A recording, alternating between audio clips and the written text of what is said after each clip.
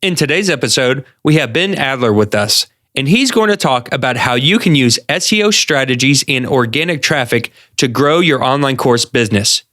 You will also get to hear how to find easy to rank for keywords with his software Keyword Chef, how Facebook groups can help facilitate a community for your audience, and why creating software is very similar to creating an online course. And now, on with the show. Welcome to the Online Course Igniter podcast, where you'll hear from successful course creators and how they were able to turn their passion into a thriving online business empire. What's up, everyone? Thanks for checking out the show today. I have a very special guest with me. He's become quite a good friend in the online space. We communicate here and there, and I'm in his group and even use a tool that he has created called Keyword Chef, which we'll talk about later. Really helps you to find great keywords online when you're doing SEO and traffic for blogs and different niches. It's a pleasure to have you here today, Ben. How's it going? Hey, Jeremy. Thank you. Glad to be here. Yeah, definitely. I think this is going to be a really great conversation. We can talk about some of these strategies that you've implemented when creating your tool and how we can actually use your tool maybe to drive traffic to our online courses, which I think is a pretty interesting topic. But before we get into that, can you just take a minute and tell us a little bit about yourself and what you were doing before you got into the online space? So I actually have a developer background. I was a programmer and I was working for a company for maybe 8 or 9 years, which is a long time to stay at one company. And I was always curious about making money and making it passively. And I didn't really know too much about making passive income or this online business thing. One day I was browsing Reddit and I came across someone who had a vacuum cleaner website, and he was making $500 a month from this crappy looking vacuum cleaner website. And as a programmer, I looked at the website and I didn't think the website looked very good. So I was blown away how this crappy website was making $500 a month. So I figured out how they did it. It's called affiliate marketing, promoting other people's products online for a commission. And you drive traffic to these websites through what's called SEO, search engine optimization.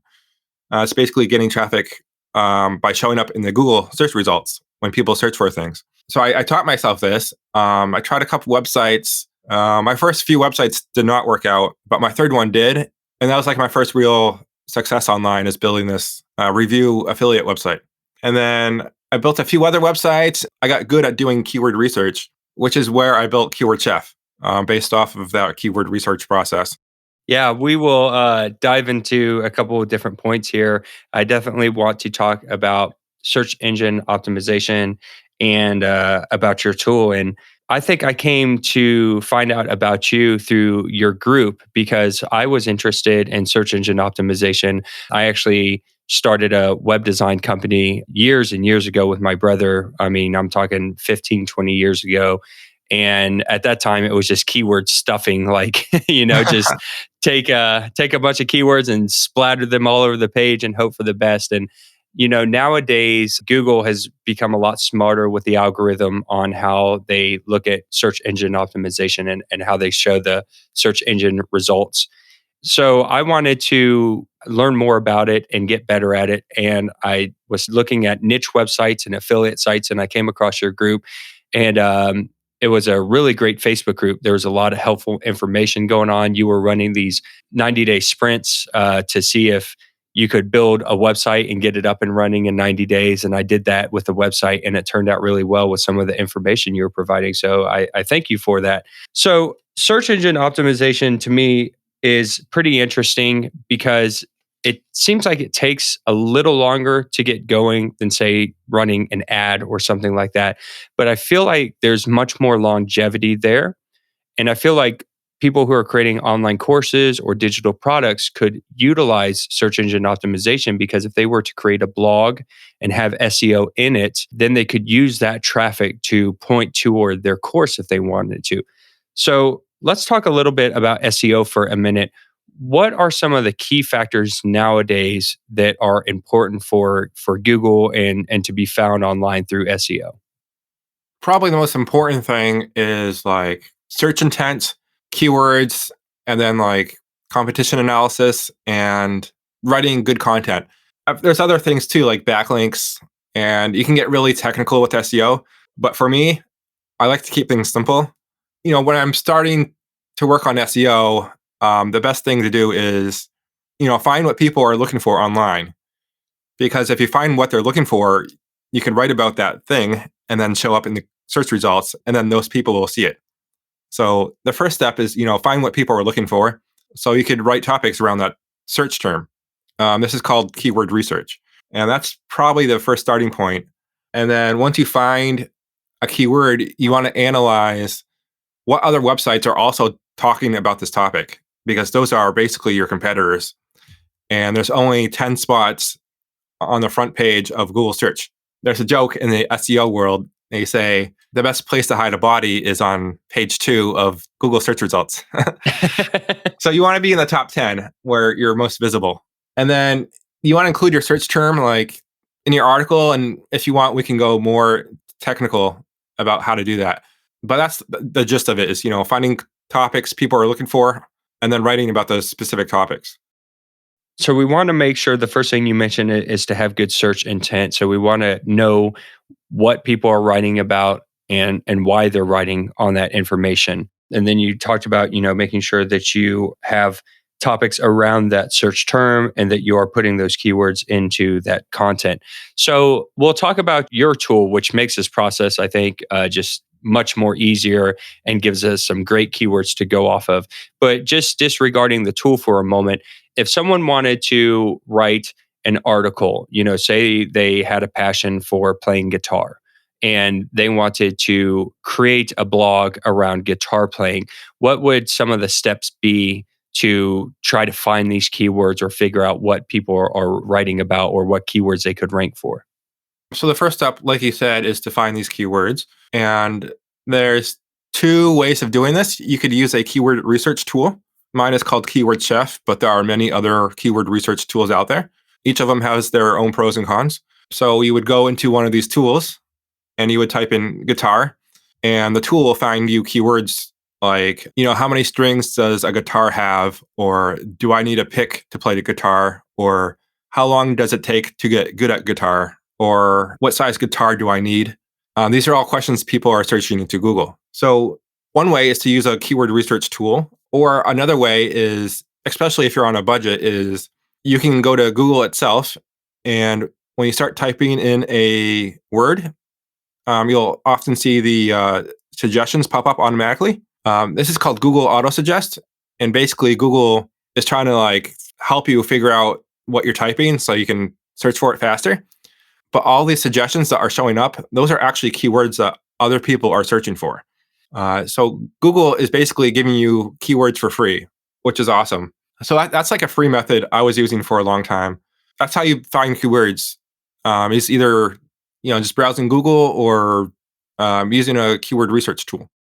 Okay, yeah. And I've used that auto suggest method before. You type in, what guitar do I need? And then Google might give you 10 auto suggest things. What type of guitar do I need for jazz music, for bluegrass music, for rock music? And then those are, like you said, keywords that people are already looking for. And then you can write an article on those individual topics. And then by writing those articles, hopefully you can rank on the first page of Google, like you said, and then maybe get some traffic. And to me, I love organic SEO traffic. Like I said earlier, it's has longevity if you can get your articles to rank and could really boost a lot of traffic. I think it goes great with an online course. If you have YouTube SEO or Google SEO and people are coming to your site and then you can sell your course, to me, it's just such a powerful method. So I'm in your group, and then one day you say, "Hey guys, I'm creating this tool that's a keyword research tool that will help you find keywords." And I thought to myself, "Okay, here we go, another keyword research tool. There's a lot of these already on the market." And then I tried it out, and I fell in love with it. And I was doing the auto suggest feature, and then when I went and used your tool, it really just helped and sped up this process so much quicker and gave such better keywords to look for, to rank for. So, can you talk a little bit about Keyword Chef and what it does specifically to help others. Now, I'm almost scared to promote this tool to people and talk about it because once everyone's using it, there's not going to be any good keywords left. But I'm sure you've heard that before. But yeah, let's talk a little bit about Keyword Chef. How does this tool make it easier to find these keywords? Yeah, so instead of using Google Autosuggest and trying out a bunch of different phrases and needing to copy and paste all these different keywords, Keyword Chef already has its algorithms to like find all these keywords for you, so you don't need to play around with Autosuggest. The real difference between Keyword Chef and other keyword tools is a competition analysis. So, like I said earlier, you want to gauge who you're competing with because if there's a lot of really competitive, authoritative websites on the front page, you might not be able to beat them just because they're more powerful websites. What my tool does is it counts the number of weak websites on the front page search results, and it returns a number called a SERP score. So basically, that number is how many weak sites are on the front page, and higher the number, the better. This is the only tool that does that I know of. There are other tools, they look at like the number of backlinks and things like that, which are often misleading because just because a page has more backlinks doesn't necessarily mean it's going to rank higher. There is a correlation, but it's not always true. The method that Keyword Chef uses is it's a lot more accurate when it comes to competition analysis. So if you find an easy keyword in Keyword Chef, it's actually going to be an easy keyword, if that makes sense. Yeah, it's really neat. It's such a cool tool because, like you said, all of these tools that are popular out there, they give a lot of information and data, but that data is not always accurate. So it might talk about how much volume of traffic that this keyword will bring to your site. It might talk about backlinks, as you mentioned, which is how many websites are pointing to this domain, kind of boosting its authority. And it gives you a ranking, but I've used those tools before and I quit using them because I just found that, like you said, they're not always accurate. And I felt like I was paying money for things that I just wasn't really using a whole lot. And I would go back to the auto suggest feature. And then I found Keyword Chef. And like you said, it analyzes the competition and it shows you visually a number and it's color coded, right? Like, Yep. what is it after three easy to rank for competitors, it turns green or something like that. Yep, exactly. Yeah. And so, because based on these SERP scores, if these sites are weak that are ranking on Google and you can write a better article, then the chances of you outranking them and moving higher up in the search index is going to be better. And so, this tool makes it really, really easy because in one shot, it will give you all the keywords and it will give you how easy all these keywords are to rank based on the competition. It's absolutely brilliant. And like you said, I've never seen anyone else do this before. And so we can take those keywords and then we can write articles and we can try to boost our traffic. Now, how did you come up with this idea? And I don't want to. We don't have to talk about the details of how Mhm. the software works, but how did you come up with this idea to begin with? So I was getting good at finding keywords and doing competition analysis. And I thought, this whole process could be automated because it does take a long time. It takes a long time to Google 1,000 keywords and then check the search results. Mhm. But, Keyword Chef can do that really quickly. So I kind of built it for myself. Like I thought this would save a lot of time based on the process I was already doing for my own websites. Okay. So you're like scratching your own itch. You said, I think I could do this better. I have a way that I could create the process that I'm already doing. And I'm a programmer, so why not? Is that basically how it went, huh? Yeah, scratching my own itch. I think when you make a product that you actually use yourself, you can make it really well. There's some tools out there. I sometimes wonder if like the people who made them actually use them for themselves, because sometimes they don't, and they miss a lot of details. I think if they aren't using their own product. Yeah, one was scratching my own itch, and then two, I thought it would make a great business because I already had my Facebook group that I built earlier. So, you have an audience and then you sell them something. Let's talk about that for a moment. I know a lot of people, they build something and then they go try to find the audience. How integral was having that Facebook group to getting your software built when it did come along? Oh, it was a huge part of my success so far. If you enjoy being on Facebook, Facebook groups are tremendously valuable. You can build your own audience, you build a lot of trust. And when you come out with a product, you don't need to spam people with messages or do anything like that. You can just share your product in your group, and then if it's a good product, people will buy it. So it's like having your own mailing list. Yeah, and I feel like the Facebook group can even be more beneficial than the mailing list because you get this built-in direct feedback loop from people.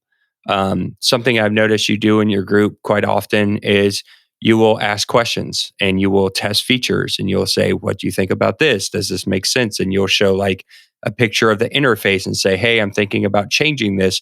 Is that something you would like?" I feel like that's super awesome as someone who is more focused on making sure that the tool is working for the community than just out there building and building and building and saying, this is what it is. So when you created this, did you test it with people or anything like that? Or did you just put it out there to the market? Like, what did the beginning stages look like? Yeah. So when I was actively building it in the early stages, I did create a small private beta group of people I trusted. So there were maybe 10 or so people in this group, not many. And when I was building it, I would just ask for feedback and I let them test it for free. That just helped me build the tool better. And then when I got to a certain point, when I felt comfortable that most of the features were there, I told my public group about it. And all I did was just make a demo video. It was pre-recorded and I just posted it in my group. So that was my first public launch. It wasn't like this big hyped up thing. And I actually think that's a way to go. I call it soft launches versus like a hard launch that has a lot of buzz. Because if something goes wrong in the soft launch, you can fix it and then launch it again. So it's not like as big of a deal if you screw up with the hard launch. Are you struggling to create your first online course? Do you have an idea for a course topic but don't know how to get started? It can be hard trying to figure out everything that goes into course creation. How do you outline your course? How do you set up the technology to create the content? How do you publish it so that you can begin helping others and making money immediately? We know it can be difficult for first-time course creators. That is why we have designed the Start Your First Course Challenge. Our goal is to help you get that online course published within a couple of weeks. That means that you can get your digital product to market without wasting a bunch of time. We will show you how with the easiest methods possible that we have learned and crafted over the years. You'll learn how to choose a topic, outline your course, script what you want to say, and then record the material. After that, you'll discover how to set up the platform and publish it, all with a simple system that's guaranteed to get you results fast. Beat your procrastination by taking action today. Go to startyourfirstcourse.com now to sign up. That's startyourfirstcourse.com. See you in the challenge. There were two key components of having you on this interview that I thought would be beneficial to the listeners. One is talking about Keyword Chef itself, talking about how we can utilize SEO and organic traffic.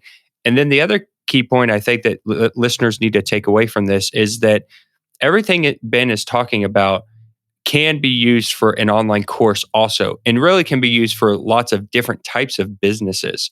The fact that he started with a community, he built a community, he was talking to them, he was listening to them, finding out what they were doing research, asking questions, then went on to build a small beta group. We've talked about beta courses on this program that you can actually create an online course that's like a beta course before you build it or as you're building it, getting a small group of people in, selling the course and doing the same thing, asking for feedback, just like Ben did with his software. And then, like you said, doing a soft launch. So testing different launching phases and videos and recordings and seeing what resonates with people. And like you said, if you do this soft launch with a pre-recorded video before you go do this big launch and it doesn't work out, it's okay because you could try it again other times. So I feel like everything that you're talking about could also be used in the online course space, which is what this podcast and this brand is really centered around. And so I think it's just really brilliant the way that you've gone about building out this software. And then, as we mentioned, as time has gone on, you've asked the audience to refine the program and make it better. Something else you can do with your course. So I think that's really awesome the way that you put that together. Now, since the launch, how has Keyword Chef grown? Like, I know that you started outsourcing some of the work. Is that correct? Yeah. So in the beginning, it was all me doing all the marketing and programming and landing pages and everything. I did that for about the first year and a half, and now I don't want to program anymore. So I brought on a part-time developer from the Philippines. He's working 20 to 30 hours a week, adding new features. So that's been a big help where I can just like make the design, give him the design, and he'll implement it.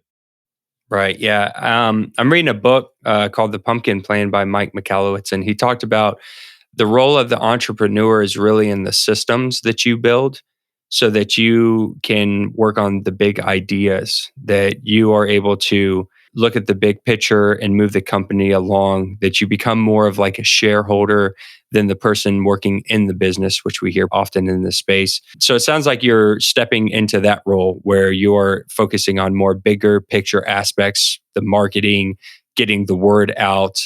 Is that something you would agree with?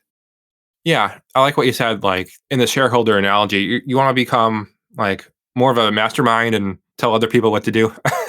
Obviously, not like an authoritative sense, but but as like as a leader. So you want to like start building teams and systems where instead of doing everything yourself, you're having other people do it for you, and you're more of the brains and the visionary behind where the business is going. I think it's important because you're only going to get so far doing all the work yourself. I don't program. I know a little bit about programming. My brother's a programmer, and I know that it takes a lot of work to put any type of software together. Even the most basic software takes a lot of time, commitment, fixing bugs, um, making sure that everything's working and doesn't break. And so nowadays, people who started the tech companies, people like Mark Zuckerberg from Facebook, he's not programming. He's looking at big vision picture stuff. Steve Jobs, who started Apple, and Steve Wozniak, moved into bigger roles as they grew their companies to focus on big picture. So I think it's really cool that you are moving into that direction. I feel like you can get a lot more done that way. So going back to maybe the person who's listening to this podcast and they're like, I would like to get traffic to my website. I like the SEO. I like the idea of organic traffic or starting a blog and running traffic to my course. And maybe they want to go check out Keyword Chef. I definitely suggest you do that. What would be the first step or maybe the first couple steps that you would recommend to someone who wants to start a blog or a website or a niche website? Would you recommend diving right in and just creating the site, or would you start with the keyword research? Like what would be your process if you were starting a new site today? Nowadays, I pick topics I'm interested in. Well, my first website that I talked about that was successful, it was in a niche I didn't really care about. So I was very motivated, but I got burned out just because I was talking about the same thing over and over again that I didn't really care about. Nowadays, I pick topics I enjoy writing about, and I also make sure the niche is like large enough. You don't want to pick a niche that's like super, super small. After I gather a list of niche ideas, I do keyword research and I make sure there's like enough easy keywords to target before I even start writing about them.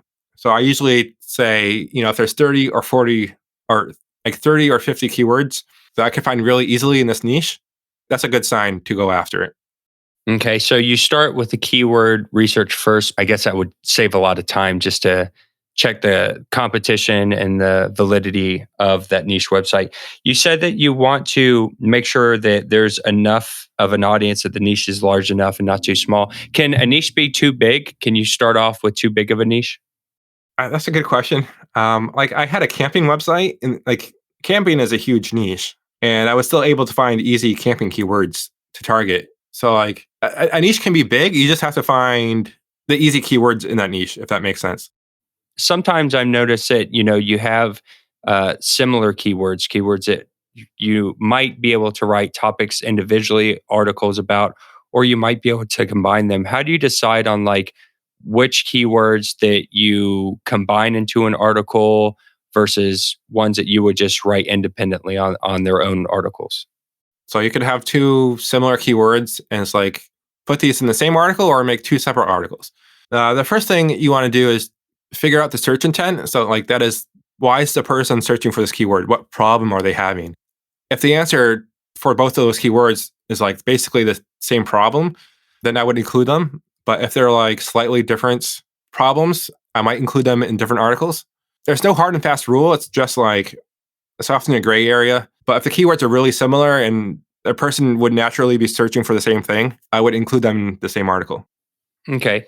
And what about volume? I know that your tools, some other tools will show search volume, and sometimes the volume is very small. Sometimes it can be thousands of people. So if you're starting off, what is kind of your rule of thumb as far as volume goes for the keyword itself? In the beginning, I think it's perfectly fine to target what are called zero volume keywords. And these are keywords that show up in keyword research tools. And the tool says there are zero people searching for this keyword per month. And you might be thinking, why would I write about a topic that nobody's searching for? So the zero volume is not actually zero volume. It's just oftentimes these keywords can get a few hundred visits per month, but they are on the lower scale of things. Going after these keywords can be good because there's less competition. And it's just a good way in the beginning to build your website authority and let Google figure out what your website is about and start trusting your website. As your website grows, you can start targeting more competitive keywords that have higher volume. And I like to mention that the volume isn't necessarily easy or hard of a keyword. You know, you can have a low volume keyword that's easy or it could be hard. But most of the time, lower volume keywords are usually easier keywords, but not always. Okay, awesome. Yeah, I was confused about that myself. As you just assume that if it's got a lot of volume, that it's probably going to be more competitive. But it's good to know that that's not always the case. So, this has been some really cool information and really useful. I'm glad that you came on and talked to us and provided some of this information that you have today. I feel like if anyone is interested in SEO or organic traffic, this is a great way to go about it, and using your tool is just really going to help find those easy to rank keywords and get their site off the ground immediately. Just thinking about the beginner out there, whether they're starting their own website or they're starting their own software or they're starting their own online course or business or whatever it is, what would be probably the best piece of advice that you could give someone after the years of you being, an entrepreneur and the things that you've learned along the way? So what I tell people is when you're first starting out, there's a lot of different business models out there. There's niche websites, there's drop shipping, there's coaching, there's affiliate marketing.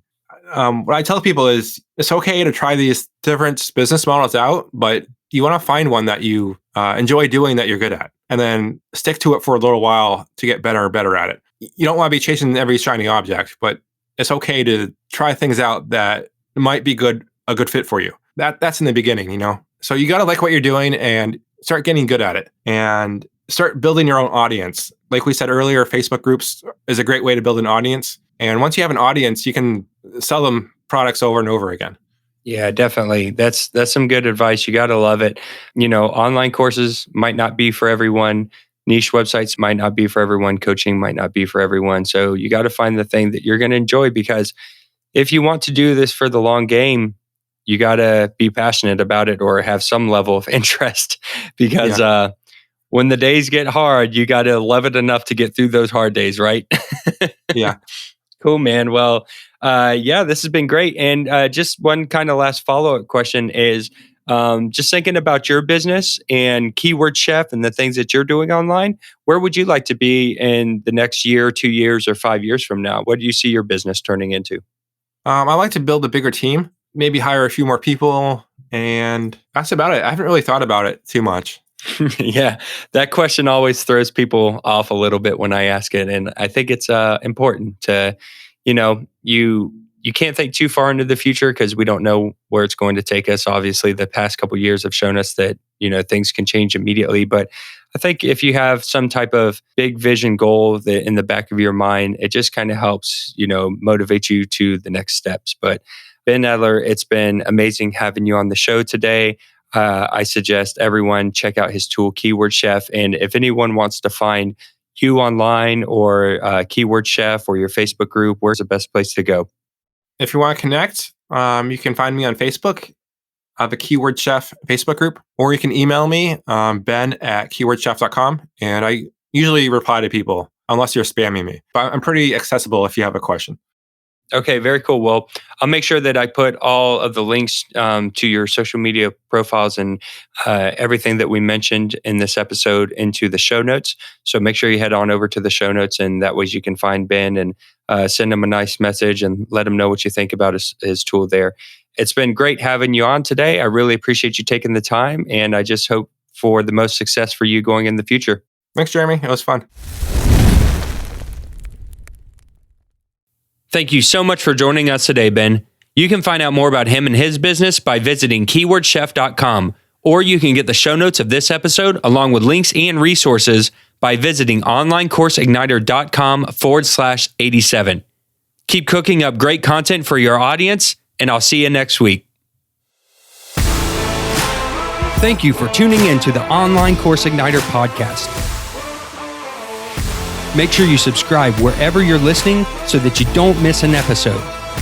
If you would like to learn more marketing strategies and how to sell your online course, then also check out our free community where we share tips, tricks, and tutorials at onlinecourseigniter.com/community.